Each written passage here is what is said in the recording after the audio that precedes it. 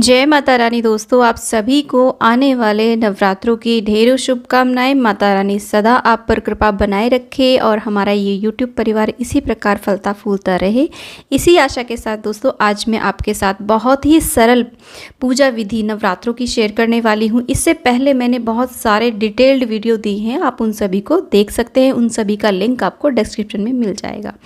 तो देखिए, सरल नवरात्रों की पूजा करने के लिए हमें एक चौकी चाहिए, उसके ऊपर लाल या पीला वस्त्र आप बिछा लीजिए। आप ये पूजन जो है अपने घर के मंदिर में भी कर सकते हैं।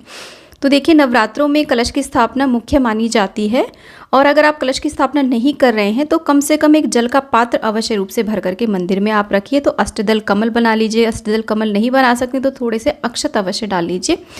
एक आप कलश लीजिए, तांबे का या पीतल का या मिट्टी का, उसके गले में आप मौली बांध लीजिए, स्वास्तिक बना लीजिए और उसमें थोड़ा सा गंगाजल, जल और लौंग, इलायची, सिक्का, सुपारी, हल्दी की गांठ डाल लीजिए। हल्दी की गांठ नहीं है तो पिसी हुई हल्दी भी आप यहाँ पर डाल सकते हैं, और अक्षत और दूर्वा डाल करके इस प्रकार से पंच पल्लव लगा लीजिए। 5 आम के पत्ते, उन पर आप टीका कर लीजिए और नारियल को इस प्रकार से रखिए कि नारियल का मुख या तो पूजा करने वाले की तरफ हो या फिर ऊपर की तरफ भी इस प्रकार से रखा जा सकता है। उसके बाद में हम अक्षत के ऊपर माता रानी को विराजमान करेंगे। जो भी आपके पास फोटो हो, प्रतिमा हो, मूर्ति हो, उन्हें आप यहाँ पर विराजमान करिए। और उसी के साथ में हमें गणेश जी की भी स्थापना करनी होती है। अक्षत के ऊपर गणेश जी की स्थापना करेंगे और यहाँ पर देखिए एक प्लेट में हम स्वास्तिक बनाएंगे। इस प्रकार से रोली से स्वास्तिक बनाइए, उसे हम माता रानी के साइड में रखेंगे और यहाँ पर उन्हें रखेंगे हम यहाँ पर ज्वारे।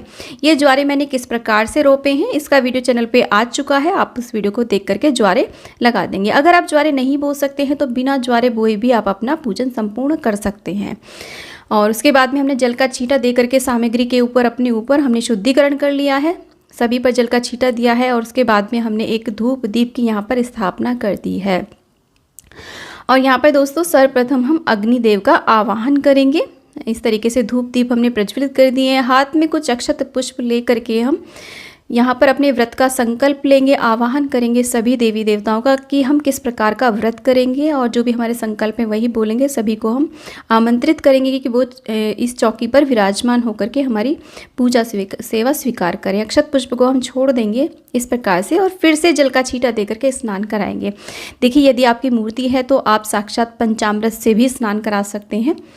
और इस प्रकार से स्नान कराने के बाद में हम गणेश जी को वस्त्र रूपी कलावा अर्पित करेंगे, जनेऊ अर्पित करेंगे। जनेऊ नहीं है तो आप कच्चा सूत भी अर्पित कर सकते हैं, लेकिन प्रथम दिन ये विशेष पूजा की जाती है तो आप जनेऊ ही अर्पित करें। रोज़ जनेऊ अर्पित करना आवश्यक नहीं है। उसके बाद में गणेश जी को हम देखिए हल्दी कुमकुम से टीका करेंगे और गणेश जी का प्रिय पुष्प, गुड़हल और दूर्वा उन्हें अर्पित करेंगे, धूप दीप दिखा देंगे।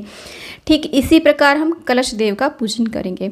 देखिए, नवरात्रों में विशेष रूप से हो सके तो आप कलश की स्थापना जरूर करिए। 33 कोटि देवी देवता इसमें विद्यमान रहते हैं। यदि आपके पास माता रानी की मूर्ति तस्वीर नहीं है तो कोई बात नहीं, कलश का भी आप पूजन करके अपने नवरात्रे संपूर्ण कर सकते हैं। माता रानी का उसमें आवाहन कर सकते हैं और कलश को आप माता रानी का स्वरूप भी दे सकते हैं, उन्हें सजा सकते हैं माता रानी के रूप में।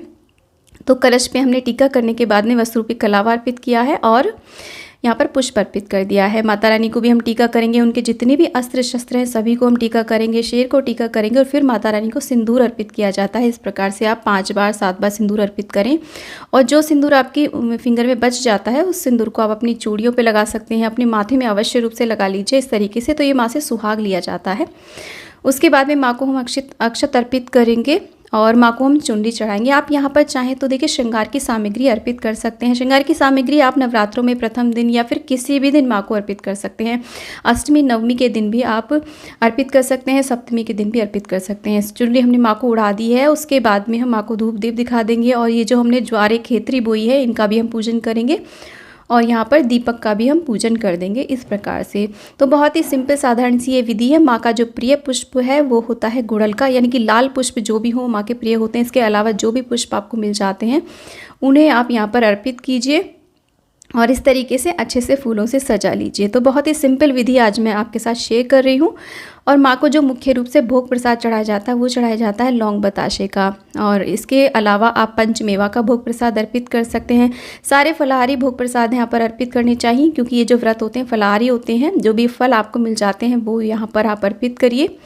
इस प्रकार से हम यहाँ पर फल में केला और सेब यहाँ पर अर्पित कर रहे हैं। और इसके अलावा जो भी भोग प्रसाद हो वो आप अर्पित कर सकते हैं। ज़्यादा कुछ नहीं तो बस लौंग बताशे का ही भोग आप लगा देंगे तो इतना भी बहुत रहता है। फिर हम जल का भोग यहाँ पर अर्पित करेंगे। हो सके तो नवरात्रों की कथा आप यहाँ पर अवश्य रूप से सुने, हाथ में कुछ अक्षत लेकर के।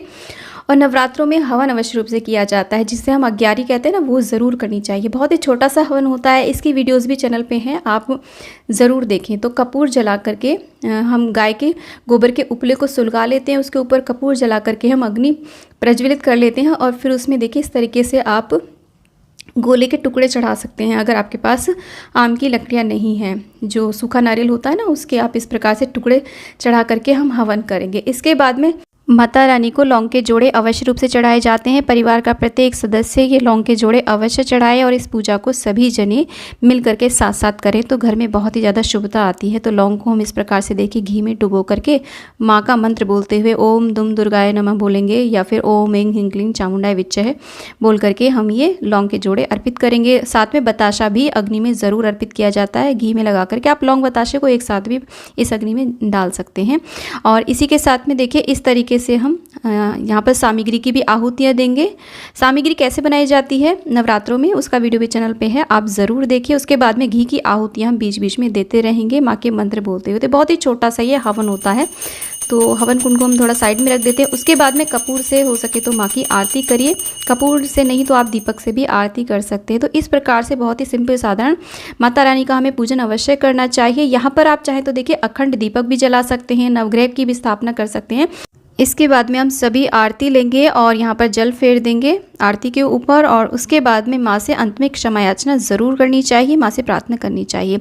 दोस्तों नवरात्रों से related all in all topics पर वीडियोस चैनल पे आ चुके हैं, उन सभी का लिंक आपको डिस्क्रिप्शन में या फिर एंड स्क्रीन पे मिल जाएगा। जय माता दी।